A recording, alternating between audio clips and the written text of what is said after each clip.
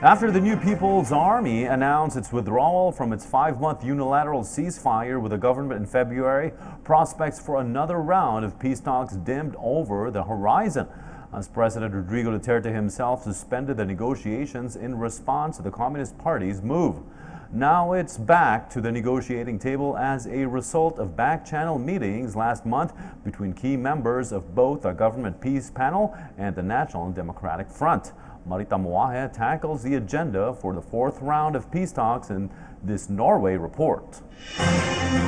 The 4th round of the GRP and DFP peace talk formally opened this morning here in Noordwijk, Netherlands. Ms. Elisabeth Slatum, special envoy to the Philippine peace process, as well as the Royal Norwegian government, led the ceremony. Representing the government negotiating panel were Secretary Jesus Dureza of the Office of the Presidential Advisor on Peace Process, Secretary Silvestre Bello III, GRP Chairperson, Hernani Braganza, Angela Trinidad, Rene Sarmiento, Antonio Arellano, and Secretary Rafael Mariano. The NDFP side, on the other hand, consisted of its 3 heads led by Professor Jose Maria Sison, NDFP Negotiating Panel Chief Political Consultant, its Chairperson Fidel Agkawili, and members Julie De Lima, Benito Tiamzon, Asterio Palima, Connie Ledesma, and Esco Moreno, NDFP Resource Person for Social, Economic, and Philippine Constitutional Reforms. Bello says that he and Chairman Agkawili earlier agreed to a formal continuation of the peace talks this afternoon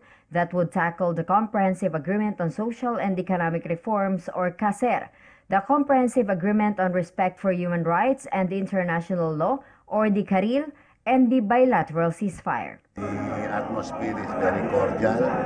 Apparently, both parties are determined to push the process forward. Secretary Dureza and Professor Sison will hold a separate meeting where they will tackle the proposed socio-economic project. Bello added that President Rodrigo Duterte's marching orders to them are very clear, and that is to push for the talk and the signing of a bilateral ceasefire or the long-term peace agreement. Nandito na kami, and hopefully we will get what he wants to be his lasting legacy for our country, and that is peace forever for everyone. Reporting from Noordwijk, Netherlands, for PTV News, Marita Moahe.